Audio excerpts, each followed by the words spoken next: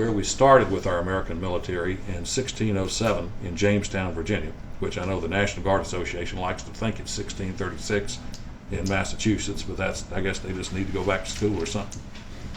But it brings us back to where we were with our volunteer military in 1607, of the citizen soldier turning out and receiving no pay unless they're called to state active duty. It's the one way we can beef up and provide that number of forces at a cost, zero cost to the federal government and negligible cost to the states. And it's a way to bring our veterans that have served so well in the past back into the military family again and expose a lot of families to the military community that would not be otherwise. Thank you, and I'll take whatever questions you have. Yes, Major. Just one point that I just wanted to bring up. In New York, we have some challenges like the other state defense forces do. We don't have really a line item budget. But the issue that seems to be problematic for some folks, especially folks who are federal employees who want to join the State Guard, who have the resources to do such. If you're a state employee, you're covered under USERRA and you're covered under military law for the state of New York, and you're allowed to have military leave if you're a state employee. Some private companies and corporations also honor that. The federal government does not. So if you're in the State Defense Force, you're really not covered under USERRA, and you are not allowed to take military leave. And it's subject to your supervisor if they will allow you to take authorized absence because you're in a voluntary exercise, if you will. So that's something that is prohibitive for some folks who want to join the State Defense Force but don't because they can't afford to take leave without pay, and they can't afford to use their own leave to do something on a voluntary basis that all the administrations support. So we have a big issue with that. It's got to be addressed. Colonel Wilson's bill, until a few years ago, Joe Wilson from South Carolina was the only active serving National Guardsman in Congress. He finally retired because he couldn't be a congressman and a guardsman at the same time after he had been in office about a year. But that was one of the items that was initially going to be in the bill, is dealing with federal employees in state defense forces. The bill got narrowed down to pretty much non-objectionable items for a first bill to get this into place, and then we need to go back and address that. But you're entirely right. And it also varies from state to state in terms of workplace protection, workplace enforcement. Virginia, we're covered. Other states are not. One of the other bills, sir, if I may, that I think is somewhere in the process, I haven't heard the status of it in about a year, but I understood from Saugus and some from other people, Manny in New York, that they were looking at, currently the National Guard, when they excess equipment, they are not allowed to give that or supply that to the State Defense Force because it was purchased with federal money. There's some kind of action being looked at to see if the National Guard is going to excess that equipment, but it's still serviceable, if there's a way that they can give it to the State Defense Forces. I don't understand that, because in Virginia the National Guard does give us equipment. And I think what I know, and I know exactly where you're coming from, and it is based on interpretation from lack of any specific direction in current law. You have some JAGs in some states that say the Defense Force is much part of the state military as the National Guard. It's the third wing. We have our Air National Guard, our Army National Guard, and our Defense Force is the reserve. And they apply it, and they have no problem with it. Other states, you'll have a JAG that will look at it and go, well, no, this is federal equipment. We had a problem not earlier this year, it's actually last year in Virginia, and that we had our Virginia Air National Guard deployed out of state.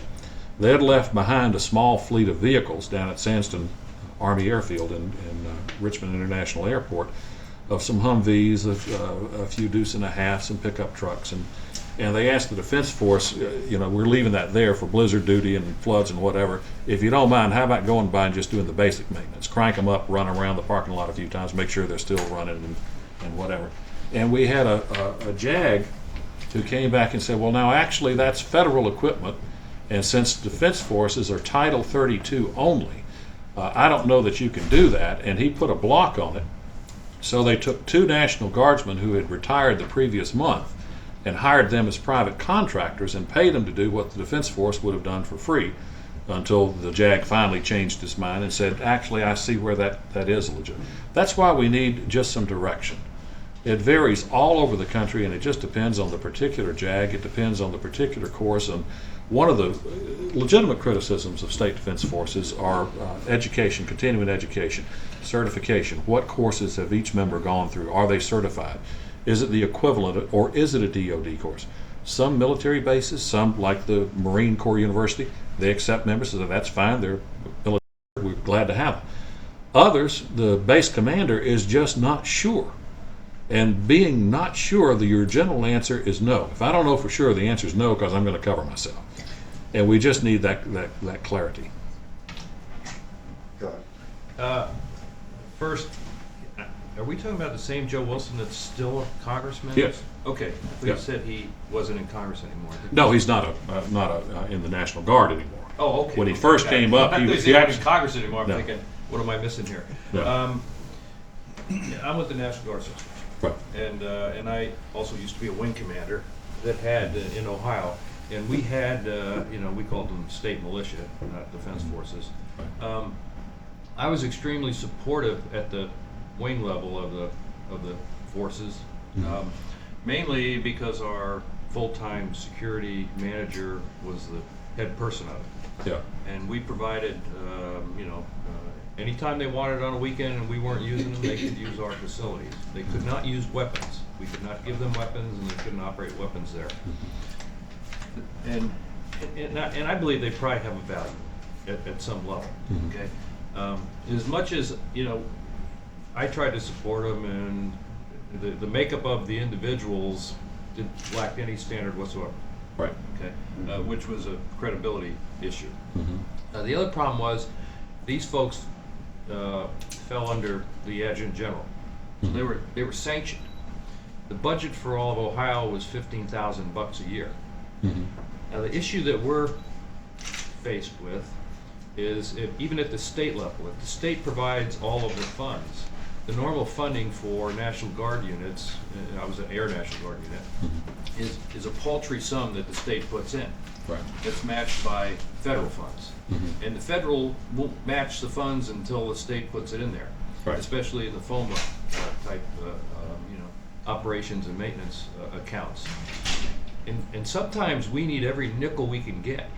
Now, from what your presentation says, I see some value, but I also see a diversion of funds from the National Guard to the state defense forces, where they're going to say, which could affect the funding that the Guard gets, that's matched by the federal funds. And also what you're talking about seems to me that it's great. Let's say it sounds good now, but like any other program, as soon as they get going, they're going to say, well, we need more money for this, we need more people, we need that, we need this. And if you classify them under Title 32, you're basically going to be saying they're going to be getting federal funds, because Title 32 is federal funds. It's state duty, but federal funds. So there is I think a niche for this, but the competition between the Guard and the need of the Guard, because the Guard is so far behind on funding for equipment and more people. That's right. And all that kind of thing, there's going to be a little tug of war between this, and you can say all day that it's cost effective, but it also would result in a diversion of funds. You've hit the nail on the head on what the general objection that we have found since I've been working this issue since 2002 has been the objection from the National Guard and from DOD and from OSD too, and that is, regardless of what the funding is now, if it's only $15,000, if it's $50,000, if it's coming entirely from state money, by the fact that it came from state money, was it state money that could have gone to the Guard?